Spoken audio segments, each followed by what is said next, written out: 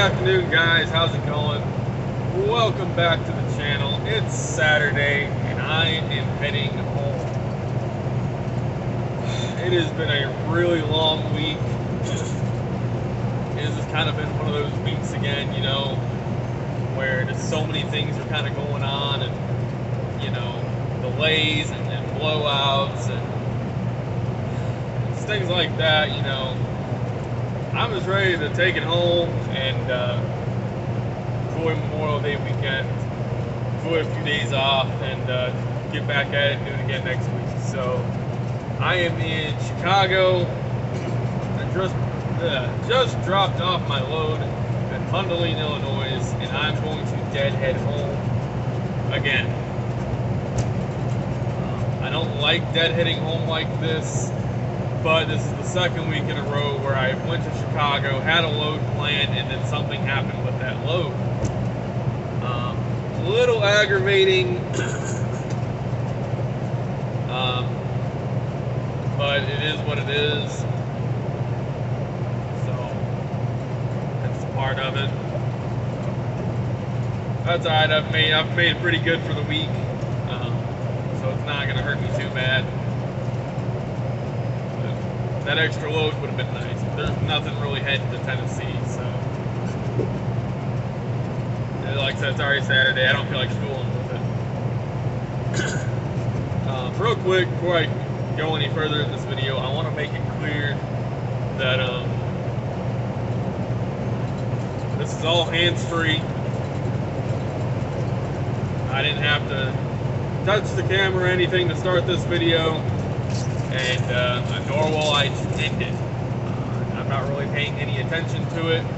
My GPS, my fender mirror, my geotab is all right in the same area.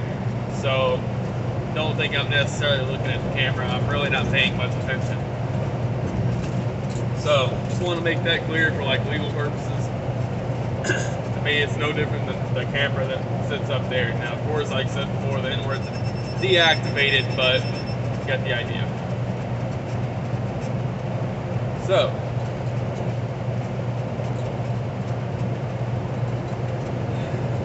kind of a little update to what happened the other day with my blowout. It was really shitty, but you know, they did get me taken care of. Gloves came out, put a new tire on. Guy, the technician was really cool. Much appreciation to him, and you know, thanks for getting me fixed up and getting me going. So that is the second tire to blow in a week. That was the second tire to blow in a week. Talked to B&T, talked to them, let them know what was going on. They said, unfortunately, I think I touched on this before, I'm not the only one who's had this issue with these recaps, and they are working to get this resolved, and then I am more than likely going to get all new tires put on the truck, at least the drives. The steers are new Virgins, but I will at least get new drives. So that was good to hear. I really appreciate it. They're also going to get any other damage that was caused fixed up as well. When the front blew out, it damaged my non-DOT front fender, or rear fender rather, the one that sits in front of the tires. So they're going to get that replaced. It kind of got broke off and blew out, and then last tire blew out. It damaged my mud flap and hanger. I'm not too worried about the mud flap itself because I have a new set of mud flaps at the house waiting to go on the truck. They came in last week, or during this week rather, while I was gone. So that fixed up for me. I'll actually be at the shop next, shoot for next Friday. Well, not next Friday, but the 11th. I'll be at the Forest Park shop getting that stuff fixed up. Hopefully, maybe getting the new tires on, if that's what they're going to do right now. We're still working on that. I don't want to say they are yet, you know, but I believe that's what we're going to do. And they're going to fix the mud flap and the fender. Also, I think I have to have an airbag looked at because after that tire blew out, not the last one, but the first tire that blew, I have started noticing I have a very slow leak from my airbags when the truck is not running. I don't notice it while I'm driving. I don't notice it if I'm parked and the truck's running, or even if I first shut the truck off. I don't hear a leak or nothing. But I do notice how after a period of time when the truck's off and not running, my airbags will inflate, and I will be low on air. Especially like overnight when I wake up in the mornings and I go to start my day, I gotta let it run and air up, and usually it takes the secondary about 5 to 10 minutes to air up. I don't hear anything leaking, I don't hear anything hissing, except for when the airbag is airing up, I can hear it hissing. Once it's aired up, I don't hear it anymore. So, anyways, I'm gonna get that looked at, and I think I'm either doing something wrong with my fifth wheel as far as releasing it, or maybe I need to have it looked at because I have a hard time releasing it at times. So, but I put some white lithium grease, kind of like, because the air release, but all the little, it seems like it's jamming a little bit as far as the release handle. So I'm gonna put some grease on it, and I think it may hopefully solve the problem. But if not, I will definitely get that fixed up. But other than that, most of that stuff's just because of the blowouts, so not a big deal. So I'll be there on the 11th. I'm doing it then because I will be at the cookout that Frank's putting on the 12th at the shop. So I'll be there with them, hanging out. I don't turn down free food, so I will be there. See me there, say hey. So I was really tempted to drive my car instead of bringing the truck, but I need to have that maintenance done, so it'll be kind of a win-win. So yeah, that's a little update on that. I'm about 7 hours from the house. Heading home, I'm picking up a pressure washer. I'm tired of spending $70 cleaning this truck. It really needs it. It's a mess. And I can't ride around in a filthy truck. It's got mud all over it and dirt and whatnot. So get her cleaned up. I'm gonna put the new shiny parts on it, new mud flaps. There's a local truck shop nearby, so I might go pick up a hanger and see if they'll take the money that it was going to cost to replace it and maybe throw that on my maintenance account or something, or see what they're going to do about it. I don't know. I ain't too worried about it. So,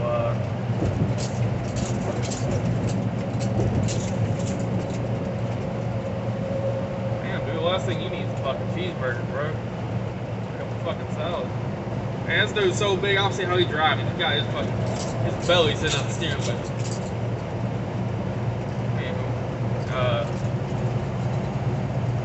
Do that, then I'm gonna relax and enjoy my Memorial Day weekend. Enjoy time off. I want to touch on something else real quick.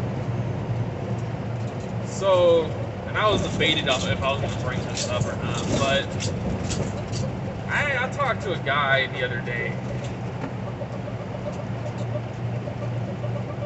And I don't know if he watches me. I don't think he does. But this guy started talking to me. He's picking up in, I was up in Michigan picking up.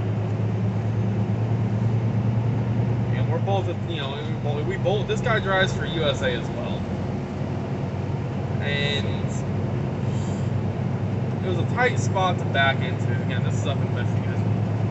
Picking up, not the load I just dropped, but the load before. And he starts talking to me, and I was like, oh, good luck backing into this place. He's like, there's no way.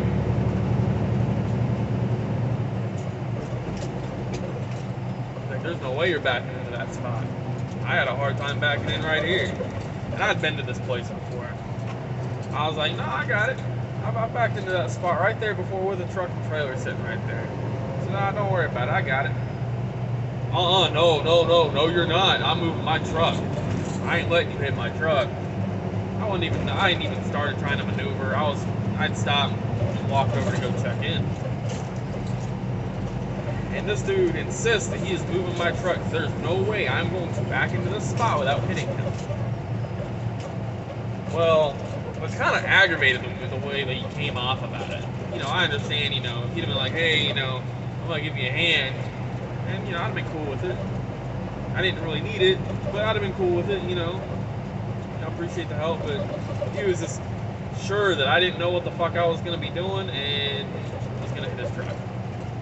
So, he moves his truck. And, I back into that spot. No problem. I would have got even close to his truck. And he's like, how did you do that? I was like, I've been here before and I don't know how to back. Oh, alright, well, I guess I'll go hook my truck back up.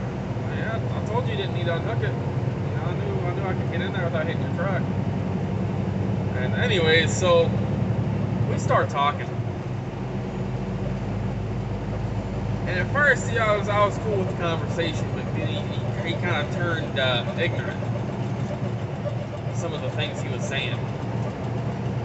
And he's like, how long do you stay out? Oh, I stay out usually. I'm usually home every weekend, Oh yeah, I don't do that. I usually stay out for a month. I like to make money. Like, oh yeah. I'm like, yeah, I do pretty good. I know I limit myself for going home every weekend, but I do pretty good. He's like, I usually pack enough clothes to last me a month. Once I start running out of clothes, I head home. He's like, I could just wash my clothes at a truck stop. And again, before I say this next part, I want to make it very clear that this is what the dude said to me. This isn't me. This is me repeating his exact words, all right? I want to make that clear. This is me repeating his exact words. He said, I'm not going to wash. So he said, because I'm not going to wash no clothes when no black man washes his clothes. That's what he said to me.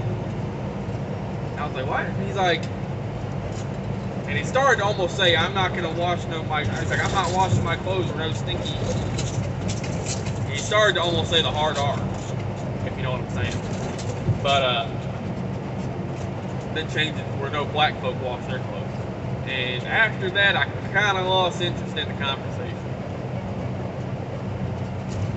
And he just kind of kept talking about it, and he kind of kept trying to make it a point that he don't like black people. And I'm saying that very generously. It became very obvious he was racist and very prejudiced, and just the way he was just ignorant about it. And I kind of lost interest in that conversation.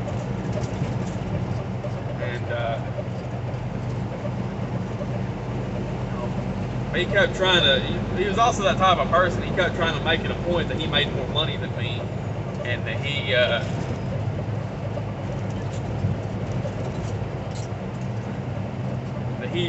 just kind of had that super trucker attitude.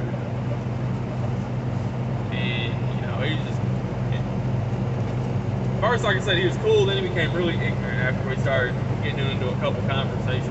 And it wasn't nothing political. It wasn't nothing of, you know, of the sorts. It was literally just talking about trucking. Mostly USA. He was another driver for USA. And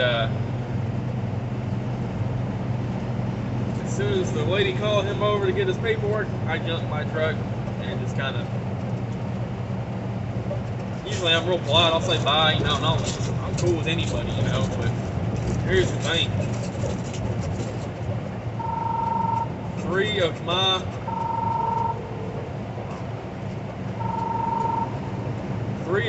biggest mentors are black. Three of my biggest mentors in the trucking industry are black. They're not white, they're black. So when someone wanted to come up to me and you know, talk shit, be prejudiced for no freaking reason,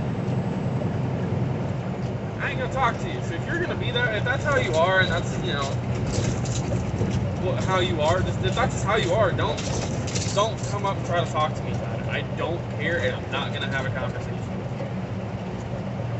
you. Like, it was just something else, the way this guy was. It's his whole attitude, you know. And I'm leaving quite a bit of that out, honestly. But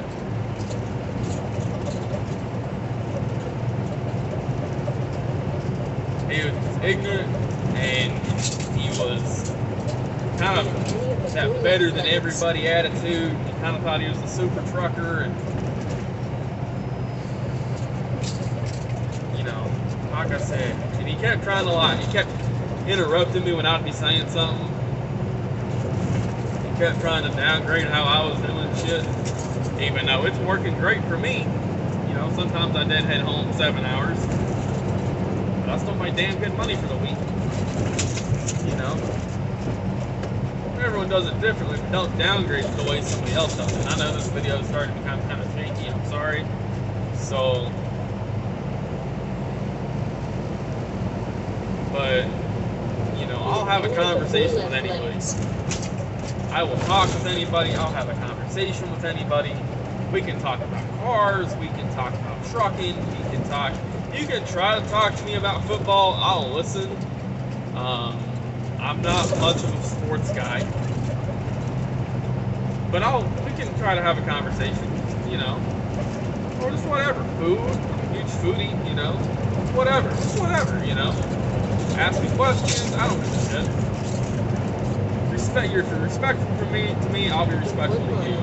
Left on I-294. When you just start talking shit about a group of people for no reason,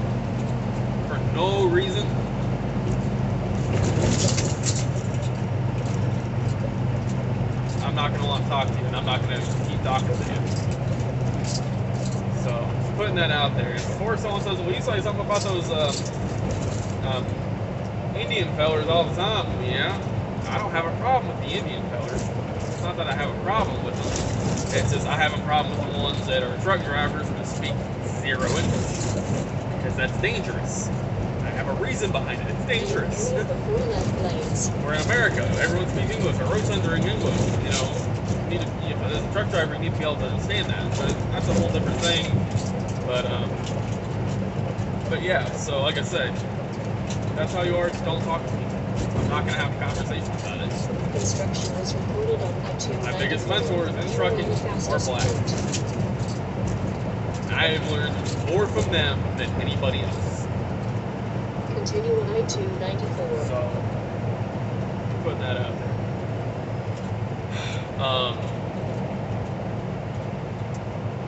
But that's I just kind of want to add that in.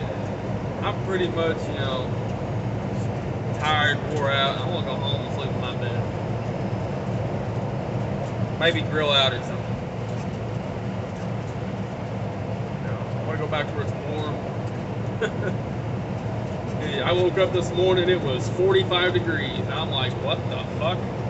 I was cold. I I turned the bunk heater on. I had the damn tri-pack on. I had the AC running. And I wake up, it's 45 degrees. I'm sitting there shivering.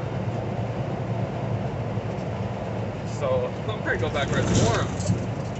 On that note, my girlfriend and her friend went to Florida for a date. Her car broke down. She's calling me at like 4 in the morning, freaking out. Like, what the hell do you think I'm gonna do? I'm 600 miles away. No, but she stopped at the Love's to take a nap, went to leave. Her car was running real rough, and did a turn around going back to that Love's.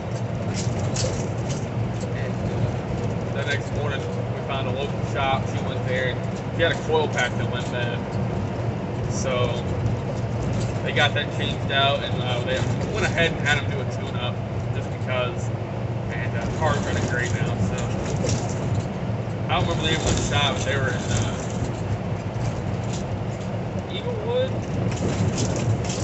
Eagleville, Alabama.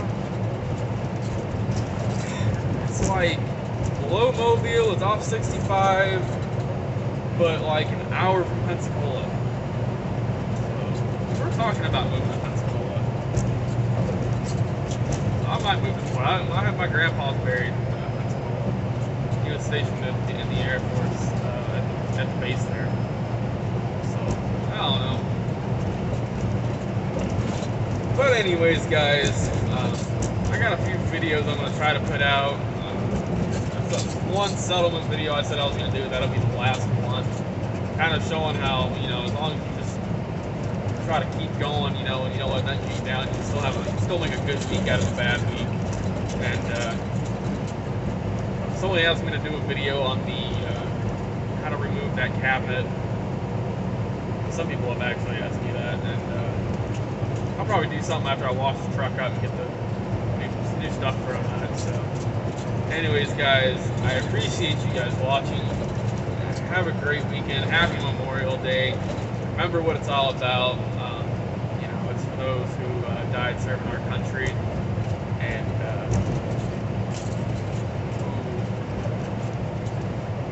who also fought other battles once they came home and didn't win those battles. I do come from a military family, so I'm a little familiar with it. A lot of people in my family were in the military, so remember what it's all about. Have a great weekend, you guys. See you guys soon.